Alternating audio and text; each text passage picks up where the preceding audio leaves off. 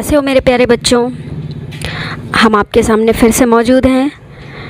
कक्षा 9वीं विज्ञान अध्याय 4 गति। इस अध्याय का यह तीसरा भाग है। पहले भाग में आप लोगों को गति क्या है, वेग, चाल, विस्थापन, दूरी आदि के बारे में बताया था।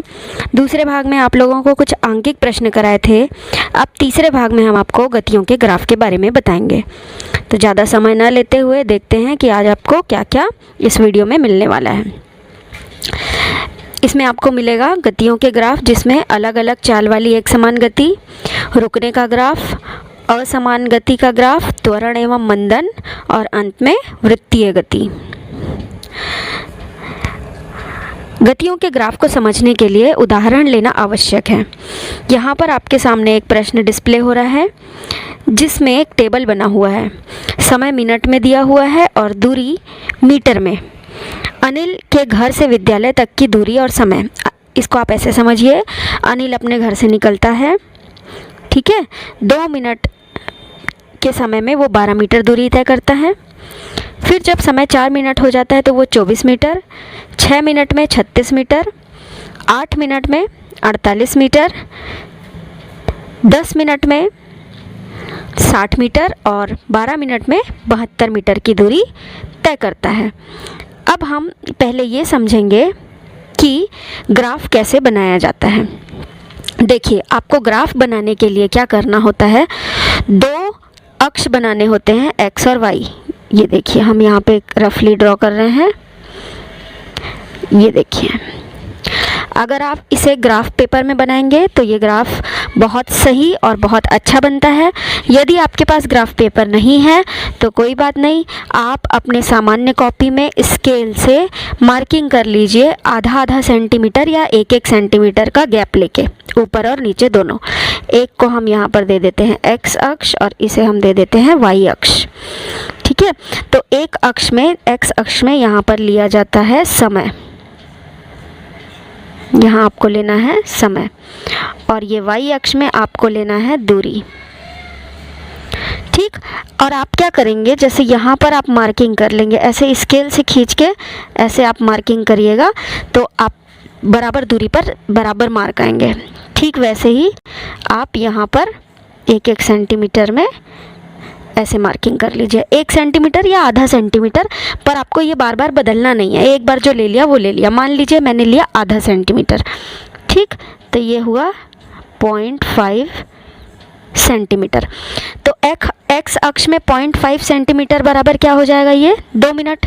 ये 0 से चालू किया, ठीक है। यहाँ पे जगह नहीं है इसलिए मैं ऊपर लिख रही हूँ 2, 4, 6, 8, 10, इस तरीके से आगे बढ़ता जाएगा। और दूरी हमने कैसे ले ली, जैसा प्रश्न रहता है बेटा आपको उसके अनुसार इकाई चुनना पड़ता है। तो वाई अक्ष में हम दूरी लेंगे 0.5 सेंटीमीटर बराबर 12 मीटर, ठीक है। तो ये आ जाएगा यहाँ पे 12, 24, 36, 48, इस तरह से, ठीक। फिर जैसा आपको अभी बताया गया था प्रश्न में कि 2 मीटर दूरी को 2 मिनट में 12 मीटर दूरी तय की गई। तो ये देखिए 2 मिनट यहाँ पर है, ये बिंदु पे, और 12 मीटर यहाँ पर है। तो आप क्या करिए, इन दोनों का आप यहाँ पर स्केल से मिलाते हुए बिंदु निकाल लीजिए, ठीक। फिर उसके बाद देखिए 4 मिनट के बाद क्या है, 24 है, तो फिर से यहाँ पे बिंदु लगा लीजिए। फिर 6 मिनट के बाद कितना था, 36 था, फिर बिंदु लगा लीजिए। फिर 8 मिनट के बाद कितना था, 48 था, फिर दोनों को मिलाते हुए आपको बिंदु लगाना है। तो अंत में आपको एक ऐसा सीधा ग्राफ मिलेगा। तो इस तरह से ग्राफ जो है वो खींचा जाता है, ठीक है। तो आप इसमें आगे ग्राफ देखिए कैसे खींचा गया है। ये देखिए, ऐसा ग्राफ आपको मिलेगा। देखिए यहाँ पे लिखा है एक्स अक्ष पर 1 सेंटीमीटर बराबर 2 मिनट, वाई अक्ष पर 1 सेंटीमीटर बराबर 12 मीटर। तो आप इकाई में 1 सेंटीमीटर भी ले सकते हैं या आधा सेंटीमीटर भी ले सकते हैं। तो ग्राफ इस तरह से खींचा जाता है, ठीक है। और यहाँ पर जो ये त्रिभुज बना हुआ है A B C, तो आप यहाँ पर देखिए कि A ये जो ए वाली लाइन है ये यहाँ पे मिल रही है समय बराबर 6 मिनट से, और ये वाली लाइन है वो यहाँ पे मिल रही है 10 मिनट से। ठीक है, तो 6 से लेकर 10 मिनट के बीच में इसने कितनी दूरी तय की ये आप इस ग्राफ से निकाल सकते हैं। मतलब इस ग्राफ से आपको बहुत प्रकार की जानकारियाँ जो हैं वो मिलेंगी, और आप इससे आसानी से किसी वस्तु की चाल निकाल सकते हैं। इस ग्राफ से कैसे चाल निकाल सकते हैं? चाल बराबर होता है दूरी बटे समय। ठीक है, तो यहाँ पर जैसे हमने कोई भी ग्राफ का एक भाग लिया तो यहाँ पर से आपको समय निकल आएगा 10 ऋण 4। ठीक है, 10 ऋण 4 नहीं, सॉरी, यहाँ पे आएगा 10 ऋण 6, क्योंकि ये 10 और ये 6, तो बराबर कितना आ गया 4। तो समय अंतराल निकल गया 4, और दूरी कितनी निकल आई? देखो ये यहाँ पे कहाँ से मिल रहा है? 60 से, तो क्या हो जाएगा 60, और ये किससे मिल रहा है? 36। तो 60 से आप क्या कर दीजिए? 36 को माइनस कर दीजिए, तो आपको यहाँ पर ये मिलाएगा 24। ठीक है, तो जब आप इसकी चाल निकालेंगे तो क्या निकालेंगे? 24/4। इस तरह से आप इसकी चाल निकाल सकते हैं। कितना आ जाएगा? 6 मीटर प्रति मिनट। इस तरह से ये निकल आएगा। कहने का अर्थ ये है कि आप ग्राफ से आसानी से किसी क्षण किसी वस्तु की क्या चाल है ये ज्ञात कर सकते हैं। इसके बाद आगे देखते हैं अलग अलग चाल वाली एक समान गति। मान लीजिए 2 लड़कियां हैं, एक का नाम है दृष्टि और एक का नाम है सृष्टि। दोनों के दोनों घर से निकलकर विद्यालय तक दौड़ के जाती हैं। दोनों एक समान गति से चलती हैं, लेकिन दोनों की चाल अलग अलग है। ध्यान दीजिएगा, गति कैसी है? एक समान, लेकिन चाल कैसी है? अलग अलग। ठीक है, तो एक समान गति का अर्थ यह है कि वो जिस स्पीड से दौड़ना चालू की थी वो उसी स्पीड से चलती है। मान लीजिए एक ने धीमी गति से चालू किया तो वो आखिरी तक धीमे ही चलती है, और एक ने तेज़ी से दौड़ा तो वो आखिरी तक तेज़ी से ही दौड़ती है। ठीक है, तो जब दोनों का आप ग्राफ निकालते हो तो जिसका भी ज़्यादा ढलान रहेगा, ज़्यादा कोण रहेगा, कोण का मान जिसका ज़्यादा आएगा, ढलान ज़्यादा आएगा, उसकी चाल अधिक रहेगी, और जिसका कोण का मान कम है, ढलान कम है, उसकी चाल कम रहेगी। तो आप आसानी से यहाँ पर ग्राफ में देख के बता सकते हैं कि दृष्टि की चाल अधिक है और सृष्टि की चाल कम है। ठीक है, तो क्योंकि दृष्टि का जो ग्राफ है ये ऊपर है और सृष्टि का जो ग्राफ है वो नीचे है। चूँकि ये चाल एक समान गति वाला था, इसीलिए आपको ये ऐसे सीधे स्ट्रेट लाइन मिल रहा है दोनों में ही। इसके बाद हम आगे चलते हैं।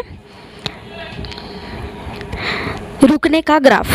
यदि कोई वस्तु चलते चलते बीच में कहीं पे रुक जाए तो उस स्थिति पर उसका जो ग्राफ है वो समानांतर हो जाता है समय के, क्योंकि यहाँ पर आप देखिए ये वाले भाग में ये इसके समानांतर है, ये समय के समानांतर है। तो जब भी कोई कहीं पे रुक जाता है, चाहे वस्तु हो या व्यक्ति हो, तो रुकने के समय ग्राफ जो है वो समय के अक्ष के समानांतर हो जाएगा, और यदि वस्तु गतिशील है तो उसे ग्राफ एक जैसा मिलेगा, यानी कि बढ़ता हुआ। इसके बाद हम आगे चलते हैं, असमान गति का ग्राफ देखते हैं। यहाँ पर हमने एक ऐसी गति ली है जिसमें चाल एक समान नहीं है, कभी बढ़ रही है कभी घट रही है।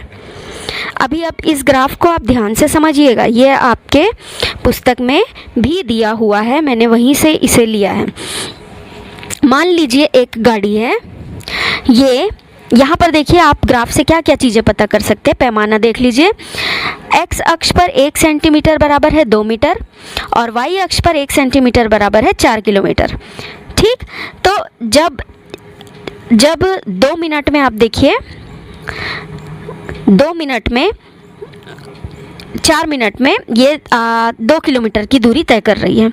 2 मिनट में ये काफ़ी कम दूरी पर गया है, शायद लगभग 1 किलोमीटर के आसपास।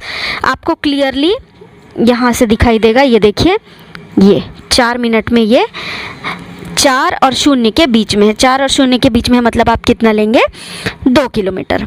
इसके बाद अगला जो पॉइंट है वो देखिए, अगला पॉइंट हमको कहाँ पे मिल रहा है, ये देखिए ये कहीं 6 पे मिल रहा है, ठीक है। लेकिन ये भी अगर आप यहाँ पर इस लाइन को मिलाएंगे तो आपको ये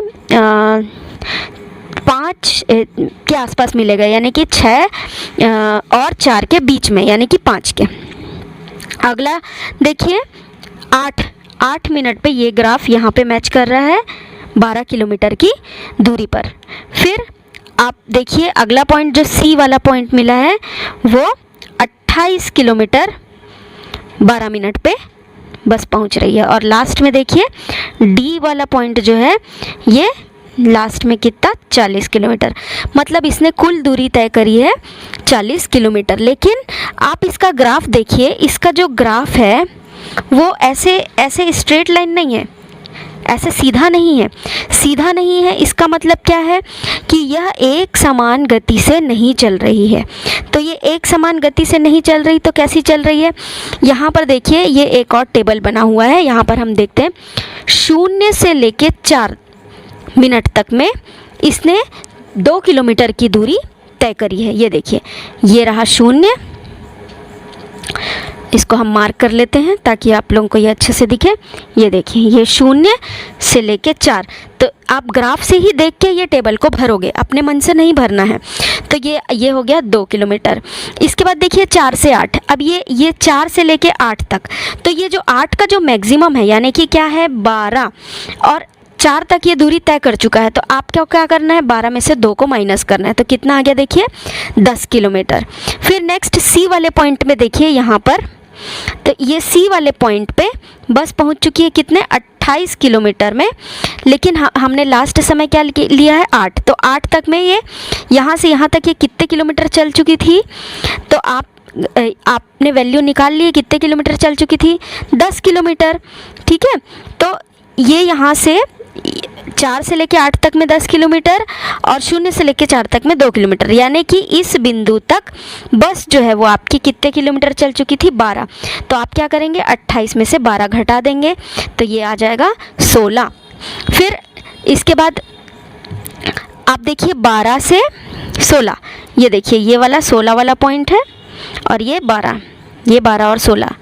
मैं यहाँ पे कलर चेंज कर लेती हूँ ताकि आप लोगों को ठीक से समझ में आए, ठीक है। तो ये देखिए ये 12 का पॉइंट है और ये वाला 16, ये 12 का पॉइंट है और ये वाला 16 का पॉइंट है, ठीक है। तो ये 12 ये 16, तो देखिए 16 में बस जो है वो कहाँ पे पहुँच रही है 36 से 40 के ठीक बीच में, यानी कि क्या हो गया ये 38। और जब ये 12 पे है तब तक ये कितने किलोमीटर चल चुकी है 28। तो अब आप यहाँ पे क्या करेंगे 38 माइनस 28, तो कितना उतर आएगा इधर देखिए 10 किलोमीटर। और सबसे लास्ट में जो ये 16 से 20 तक में है, यहाँ से 16 से 20 तक में ये 40 किलोमीटर तक पहुँचती, मतलब अंत में इसने सिर्फ कितना किलोमीटर तय किया 2 किलोमीटर ये लास्ट में। तो हो सकता है कि आपको ये एक बार में ना समझ आए, तो आप इस वीडियो को रिवाइंड करके दोबारा से असमान गति का ग्राफ जो मैंने आप लोगों को एक्सप्लेन किया है इसको समझिएगा। तो अब यहाँ इस ग्राफ से आपको देखिए क्या क्या जानकारियाँ मिली। सबसे शुरू के 4 मिनट में बस 2 किलोमीटर की रफ्तार से चल रही थी, मतलब 2 किलोमीटर की दूरी उसने तय की 0 से 4 तक में। फिर 4 से 8 तक में 10 किलोमीटर, फिर 8 से 12 तक में 16, उसके बाद फिर से 10 पे आ गई और फिर से 2 में आ गई। कहने का अर्थ ये है कि ये अलग अलग समय में अलग अलग दूरी तय कर रही थी, इसीलिए ये असमान गति का उदाहरण है। पहले इसकी गति बढ़ती है, कहाँ से कहाँ तक देखिए 2 से लेकर 16 तक बढ़ती है और उसके बाद फिर से 12 मिनट के बाद इसकी गति जो है वो घटने लगती है। इस प्रकार आप देखते हैं कि असमान गति में चाल या तो बढ़ रही होती है या घट रही होती है। तो जिस प्रकार का परिवर्तन होगा उस प्रकार का आपको ग्राफ मिलेगा। ज़रूरी नहीं है कि ठीक ऐसा ही ग्राफ आपको मिले। इसके बाद हम आगे देखते हैं त्वरण और मंदन। वेग में परिवर्तन की दर त्वरण कहलाती है। बहुत आसान सा है, ठीक है। त्वरण बराबर होता है वेग में परिवर्तन बटे समय अंतराल। सूत्र है इसका A बराबर V माइनस यू बटे टी। त्वरण को हम A से दर्शाते हैं और इसका SI मात्रक मीटर प्रति सेकंड वर्ग होता है। मंदन को मैंने यहाँ पे अलग मेंशन नहीं किया है क्योंकि त्वरण का ऋणात्मक मान ही मंदन कहलाता है, या दूसरे शब्दों में ऋणात्मक त्वरण ही मंदन है। यहाँ पे ऋण का चिन्ह केवल इतना बताता है कि वेग में कमी आ रही है, तो वेग में जब कमी आती है तब वेग की परिवर्तन की दर मंदन कहलाएगी, और जब वेग में वृद्धि होगी तब उसके परिवर्तन की दर त्वरण कहलाती है। दोनों का ही SI मात्रक मीटर प्रति सेकंड वर्ग होता है। वृत्तीय गति देख लेते हैं। जब कोई वस्तु वृत्तीय पथ पर गति करती है तो उसकी गति को हम वृत्तीय गति कहते हैं, और जब ये एक समान चाल से चलती है तो एक समान वृत्तीय गति कहा जाता है। जैसे उदाहरण, पंखे का घूमना, घड़ी की सुइयों का घूमना, किसी धावक का वृत्तीय मार्ग पर घूमना, पृथ्वी का सूर्य के चारों ओर घूमना, ये सारे के सारे वृत्तीय गति के उदाहरण हैं। इसके बाद हम देखते हैं कुछ महत्वपूर्ण प्रश्न।